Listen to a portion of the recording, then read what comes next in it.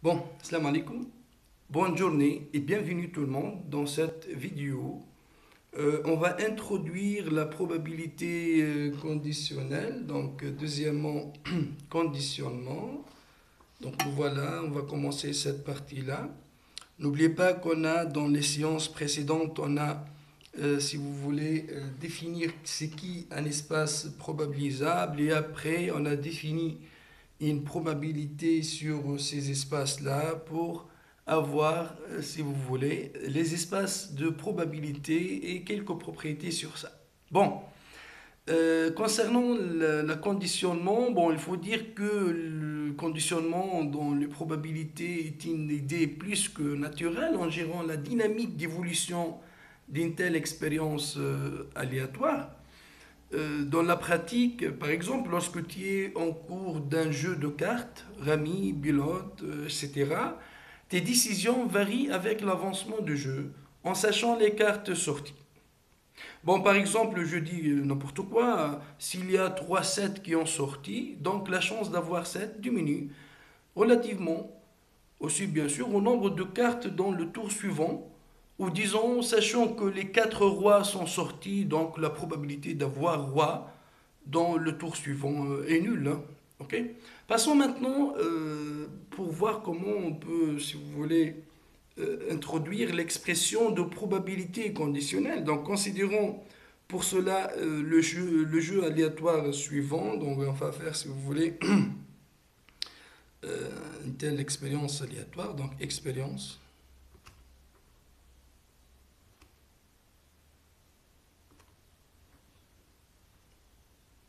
aléatoire.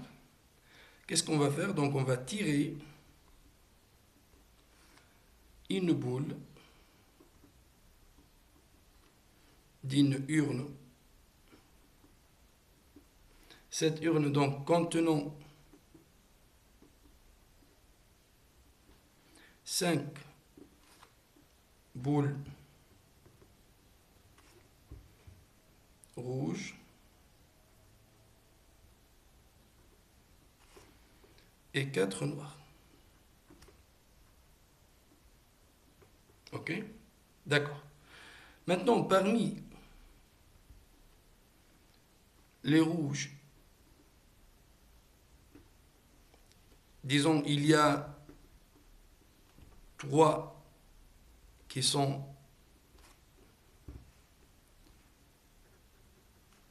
rayés.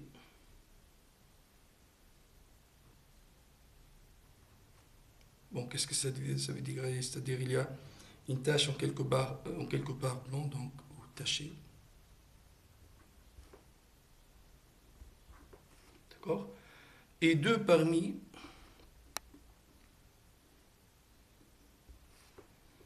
les noirs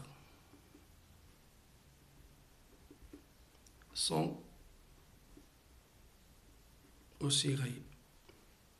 Donc, comme j'ai dit, rayé, c'est-à-dire on trouve une tache blanche comme vous le connaissez dans le jeu de grand billard. Hein. Ok? Bon, dressons, je sais pas, essayons de faire un petit figure pour voir les choses. Donc, vous avez bien ici une urne, donc voilà.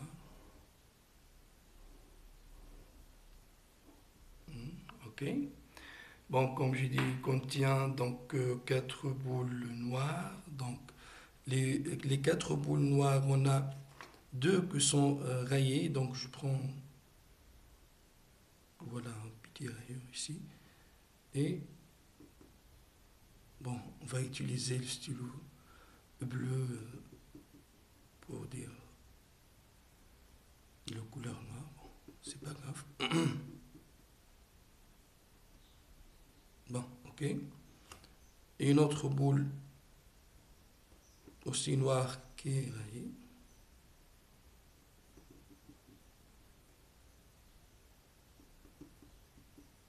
D'accord. Les 2 autres boules noires sont bien sûr de couleur unique. Ok.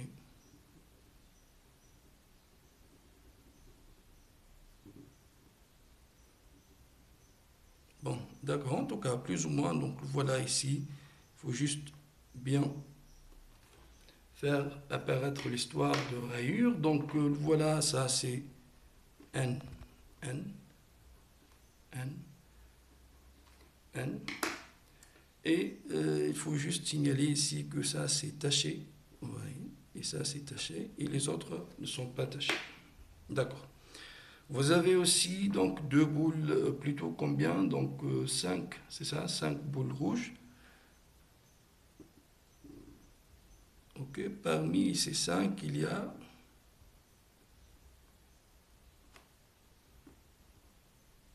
trois qui sont rayées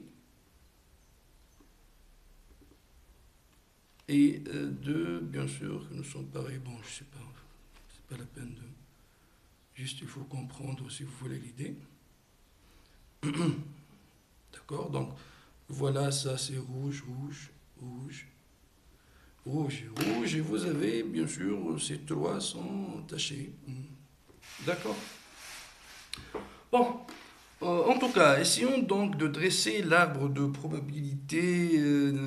On a utilisé bien sûr cette technique-là. L'arbre de probabilité, on rappelle bien que c'est une technique qu'on l'utilise pour décrire une expérience aléatoire, comprenant plusieurs étapes ou plusieurs détails, pour trouver finalement une partition convenable de oméga relativement plutôt à l'expérience. Donc ici, parlons un peu de l'arbre de probabilité pour cette expérience. Donc, arbre des probabilités.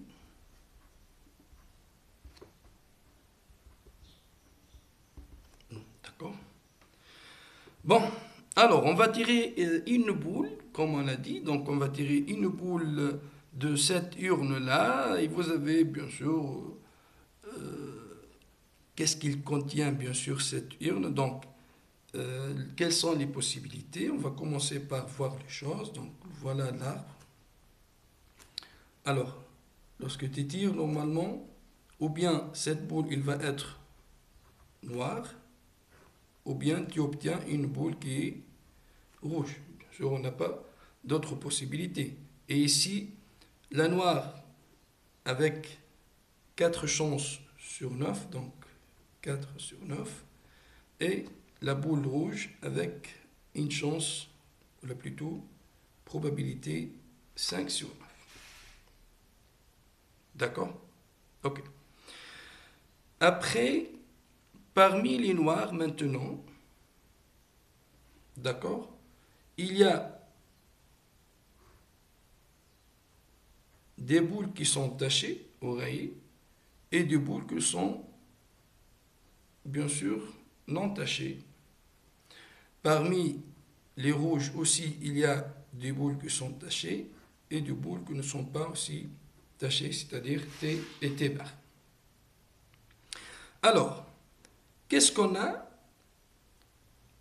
concernant les boules tachées parmi les noirs? Donc, parmi les 4 noirs, il y a 2 tachés. Donc, vous avez ici 2 sur 4 qui sont tachés. Parmi, bien sûr, le noir, le non taché, aussi, c'est 2 sur 4. D'accord. Kif kif parmi le rouge, donc vous voyez bien ici, vous avez 3 sur 5 qui sont rayés et 2 sur 5 parmi les rouges sont non rayés. D'accord. Ben, pour atteindre quoi? Donc, il faut toujours comprendre l'esprit général des arbres, si vous voulez, de probabilité. Ça donne toujours, dans plusieurs étapes, il y a des nœuds, et à chaque nœud, vous avez bien ici qui utilise une partition de oméga. Pour atteindre quoi? Pour atteindre à chaque étape une partition de l'univers. Et n'oubliez pas ici que une partition de l'univers, c'est quoi? C'est un ensemble, si vous voulez, des événements qui sont 2 à 2 incompatibles et tels que la réunion, ça te donne oméga. Comme ici, noir et rouge, lorsque tu fais un tirage, bien sûr, la boule, il va être noir ou rouge, donc noir ou rouge, bien sûr, ça représente bien une partition. Donc ici, vous avez bien une partition où on a déjà appelé un système complet, si vous voulez. Donc ça, c'est un système complet d'événements. D'accord? Bien évidemment, la somme des poids, ça vaut 1, évidemment. OK. Et après, il se décompose. Donc, celle-ci se décompose en T, T bar, ainsi de suite. Donc, tu utilises, comme j'ai dit, des partitions d'oméga pour atteindre, si vous voulez, lorsque tu arrives à cette étape-là, vous avez quoi? Une boule qui est noire et il est taché. Donc, ça, c'est N inter T. Et ici, c'est quoi? Il est noir, non taché. Donc, ça, c'est N inter T bar. Et vous avez ici une boule qui est rouge et tachée, donc ça sera rouge inter T. Et finalement, ça c'est un rouge inter T bar. D'accord? Donc voilà, cette étape, ainsi de suite. Et en même temps, nous sommes en train, donc dans le cadre d'un arbre de probabilité, nous sommes en train toujours de décomposer de plus en plus, si vous voulez, l'oméga, de construire, si vous voulez, de systèmes complets, d'autres systèmes complets, on n'a pas l'unicité, hein, voilà, d'autres partitions, bon, ça revient au même, euh, les choses, donc, et en même temps, on décompose le 1 qui est la probabilité de l'univers, donc le 1 qui est égal, le P d'oméga, c'est égal, normalement ici, donc essayez de bien suivre les choses, c'est égal à 4 neuvièmes, qui est la probabilité de noir, plus 5 neuvièmes, qui est la probabilité de rouge. Donc, une partition de oméga et une décomposition de 1. J'avance. Le 4 neuvième, je le décompose. Bon, c'est comme si c'est 4 neuvièmes fois 1, 5 neuvièmes fois 1. Le 1 est décomposé comment? Donc ça, c'est 4 neuvièmes, 2 sur 4, plus 2 sur 4, plus 5 neuvièmes, aussi se décompose, 3 sur 5, plus 2 sur 5, pour arriver à donc 4 neuvièmes fois 2 sur 4, plus 4 neuvièmes fois 2 sur 4, plus 5 neuvièmes fois 3 sur 5, plus 5 neuvièmes fois 2 sur 5. Et chaque élément ici, c'est quoi? Évidemment, ça, c'est la probabilité de cet événement. OK? Plus la probabilité de deuxième, plus la probabilité de troisième, plus la probabilité de quatrième. Donc, bon, vous marquez bien ici que les choses se font de cette façon-là. Donc, ça, c'est autre que quoi? Que la probabilité de n inter t. Ça va? Et ça, c'est la probabilité, si vous voulez, de n inter t bar. Donc, il se décompose, comme j'ai dit, le 4 neuvième, ok, le 1, donc c'est 2 quatrième pour t, 2 sur 4 pour t bar, pour qu'il te donne, bien sûr, cette quantité-là. Et ça, on vérifie bien par construction. Tu peux faire un petit exercice, c'est un simple exercice, pour vérifier que ça, c'est évidemment, c'est un système complet. Aussi, c'est une partition d'oméga, donc partition d'oméga au système, c'est aussi système complet d'événements. Et les probabilités de ces événements sont quoi? Ça, c'est comme je dis, c'est 4 neuvièmes fois 2 sur 4. Il se décompose le 1 en avançant. Il se décompose en les probabilités de, si vous voulez, les composantes du système complet. Et ça, c'est 4 neuvièmes fois 2 sur 4. Celle-ci, c'est 5 neuvièmes fois 3 sur 5. Et finalement, ça, c'est 5 neuvièmes fois 2 sur 5. Ok. Bon, revenons un peu. Quelle est la relation de ça avec la probabilité de conditionnel? Donc, c'est exactement au cœur, si vous voulez, de l'idée. Pourquoi? Parce que lorsque tu vois les choses ici, cette probabilité, c'est la probabilité de t dans le cadre de noir. C'est-à-dire, c'est exactement la probabilité que la boule soit attachée, sachant, parce que nous sommes dans le cadre de noir, sachant qu'il est noir. Ça, c'est quoi? Ça, c'est la probabilité de non tacher sachant qu'elle est noire. Celle-ci, c'est la probabilité de tacher sachant qu'elle est rouge, ainsi de suite. Et c'est quoi l'expression? Donc, comme on a dit, donc voilà comment ça se construit les probabilités dans l'arbre des probabilités ou des possibilités. Ça, c'est, comme j'ai dit, l'intersection. C'est égal à quoi? C'est égal à P de T sachant N fois P de N. 4 neuvièmes fois 2 sur 4. P de N inter T bar, c'est P de T bar sachant que N, dans le cadre de N, fois P de N. Donc, c'est clair pour vous, je pense, que on arrive finalement que quoi? P de N inter T, par exemple, parce que c'est de même pour les autres, c'est égal à quoi? C'est P de T dans le cadre de N, ou sachant N, le N est réalisé, fois P de N. Donc, nous voilà. Finalement, j'espère qu'il est un peu compris, bon, plus ou moins, on va avancer, compris plus que, de plus en plus, bien sûr, l'espace de probabilité conditionnelle. Donc, on a trouvé, si vous voulez, l'expression de probabilité conditionnelle dans le cadre de l'arbre de probabilité. À quoi est égal? On l'a exprimé en fonction de la probabilité de l'intersection. Donc, ça, c'est la définition. Donc, ici, définition de 1, probabilité conditionnelle. Donc, de 1,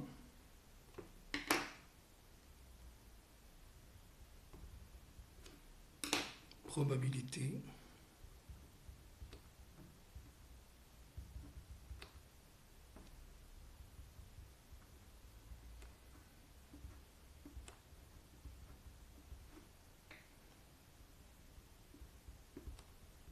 conditionnelle.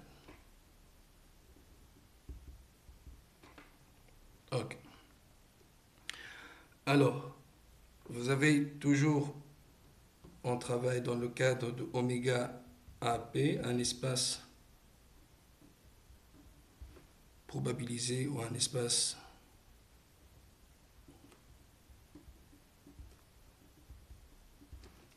de probabilité, ok. Donc si tu prends A et B, deux événements de l'espace de l'attribut, si vous voulez, A, comment on définit alors P de A sachant B? C'est clair pour vous ici que c'est égal à la probabilité de l'intersection divisée par la probabilité de B. Bon, divisé par, évidemment, le B doit être de probabilité différente de 0. Donc P de B, ça doit être strictement positif. La probabilité de A sachant B, c'est égal à quoi? C'est tout simplement P de A inter B sur le P de B. D'accord? C'est bien, donc il y a une autre notation en fait de cette probabilité conditionnelle. On le note aussi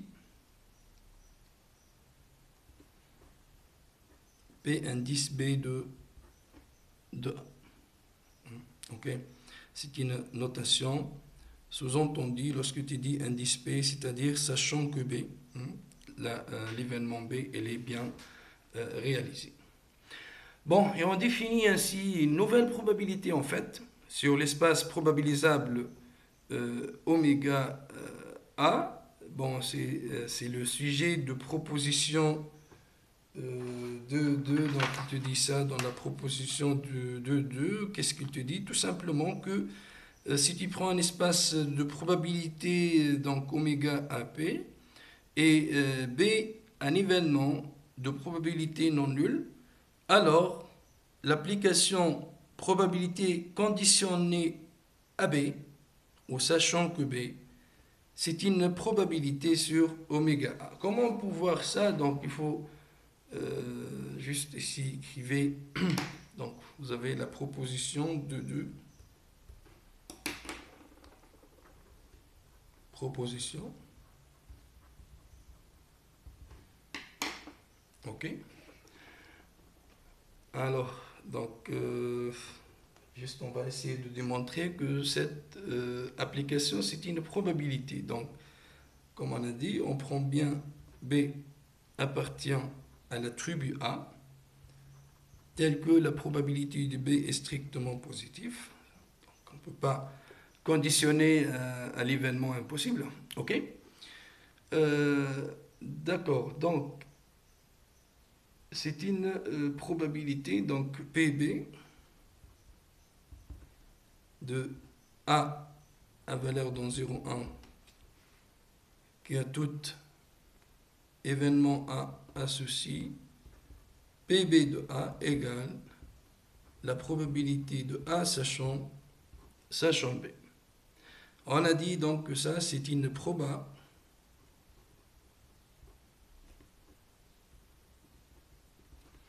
sur l'espace probabilisable oméga.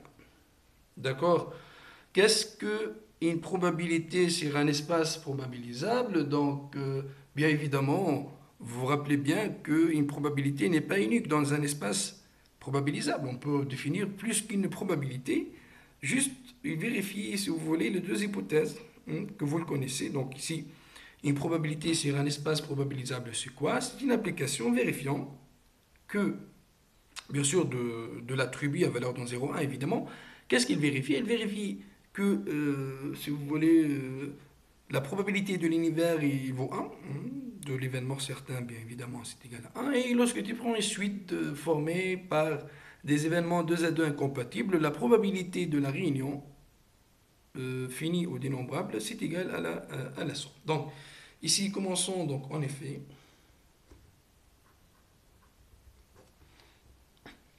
Donc, comme P est une probabilité sur l'espace probabilisable oméga A, on montre aussi que PB est aussi une probabilité. Donc, commençons par le premier point. PB de oméga, ça c'est égal à la probabilité de oméga sachant B, si vous voulez, c'est égal à la probabilité de oméga inter B sur P de B, mais évidemment, le B, il est inclus dans oméga. Oméga, c'est l'univers, c'est tout. Hein. Et ça, c'est égal P de B sur P de B, bien sûr, c'est égal à 1. Donc, le voilà, le premier point, il est bien vérifié. La probabilité de l'univers est égale à 1. On passe au deuxième point, 2i. Donc, dans le 2i, qu'est-ce qu'on a? Je prends soit AN, suite de A, tel que AN inter AM est égal à l'ensemble vide, quel que soit un différent de 1. 2 à 2, incompatible. Et on va montrer que la probabilité de la réunion, c'est égal à la somme. Donc, à quoi est égal PB de la réunion de n égale à 0 à l'infini de AN? Ça, c'est égal la probabilité de la réunion de 0 à l'infini de AN, sachant B. Et celle-ci égale la probabilité de la réunion de n égale à 0 à l'infini de AN inter B sur la probabilité de B. D'accord? À quoi est égal ça? Celle-ci donc égale la probabilité de la réunion, donc n'oubliez pas qu'est-ce qu'on a ici, c'est la réunion de AN, le tout inter B. On distribue, si vous voulez, l'intersection par rapport à la réunion, c'est une réunion de AN inter B, donc de la réunion de n égale à 0 à l'infini de AN inter B, ça va? Tout cela divisé par P de B. Ok? Bon. Il faut juste ici voir que les AN sont 2 à 2 incompatibles, c'est-à-dire AN inter AM, les différents, ou plutôt c'est égal à l'ensemble vide, quel que soit un différent de M. Donc, les AN inter B, que vous pouvez l'appeler comme un certain BN, ça, hein, ok? Ils sont aussi 2 à 2 incompatibles, tout simplement pourquoi? Parce que chaque Bn, il est inclus dans le An, et aussi le Bm inclus dans Am, et puisque An et Am sont incompatibles, donc le Bn et Bm aussi sont incompatibles. Je pense que c'est bien clair pour vous ici que ça va. Donc ici, c'est égal la somme de n égale à 0 jusqu'à l'infini, de quoi? De la probabilité de An inter B sur P de B. Bon, l'horizon ici, c'est quoi? Vous avez deux horizons qu'on a utilisés, que les AN inter B, comme on a dit en tant que suite, les AN inter B sont 2 à 2 incompatibles. Pourquoi? Parce que les AN sont incompatibles, donc ça c'est simple de voir, et aussi parce que P est une probabilité, donc n'oublie pas probabilité. Donc, puisque P c'est une probabilité, donc il vérifie bien ici que la probabilité d'une réunion 2 à 2 incompatibles est égale à la somme. Bon, c'est bien, et ça c'est égal finalement, égal à quoi? C'est égal à la somme de n égale à 0 jusqu'à l'infini de, donc on divise tout le monde par P de B, P de n inter B sur P de B. À quoi est égal ça? P de n inter B sur P de B, c'est la probabilité conditionnelle, c'est égal à la somme de n égale à 0 à l'infini de P indice P de n ou P de n sachant B si vous voulez. Ça va? Donc, d'où le résultat, la probabilité de la réunion, c'est la somme des probabilités, c'est le deuxième point, il est vérifié, donc on a arrivé, d'où le résultat. Bon, c'est bien, vous remarquez, il y a une petite remarque, on a achevé la démonstration, comme je dis, il y a une petite remarque ici, elle est simple en réalité, c'est que la probabilité indice B de B, ou la probabilité de B sachant B, évidemment, c'est simple de voir que c'est égal à 1. Donc, comment ça se voit? C'est P de B inter B sur P de B. Et ça, c'est égal à P de B sur P de B, et c'est égal à 1. Donc, la probabilité conditionnée à B, dans la probabilité donc conditionnée à B, B devient l'univers, si vous voulez, parce que le poids par rapport à cette probabilité, donc le poids de B, c'est égal à 1. Donc, dans la probabilité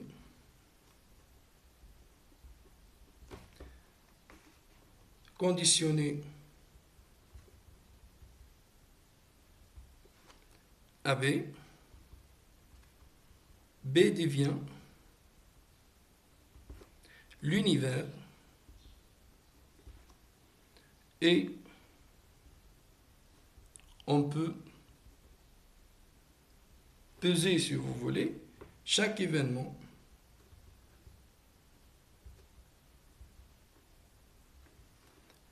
suivant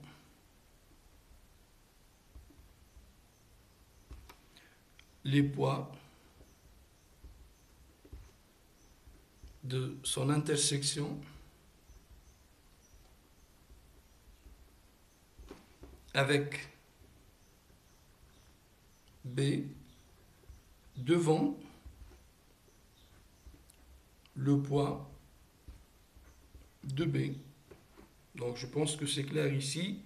C'est comme si B devient l'univers pour cette probabilité. Et voilà, donc on peut peser, comme je dis, chaque événement relativement à sa rapport par rapport au poids de B. Bon, on va voir ça dans, si vous voulez, l'exemple. Donc vous avez bien ici l'exemple de 2. Ok, donc exemple de 2 va considérer l'histoire de probabilité uniforme. Donc, exemple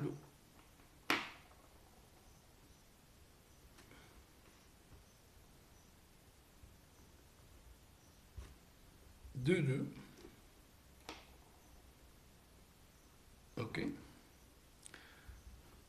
Donc, on a un univers oméga de cardinal fini et PU, c'est la probabilité uniforme sur l'espace oméga P de oméga.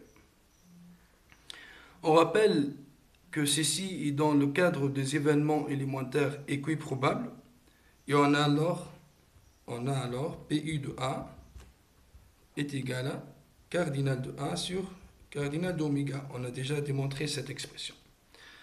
Donc pour B appartient à P de oméga, qu'est-ce qu'on a?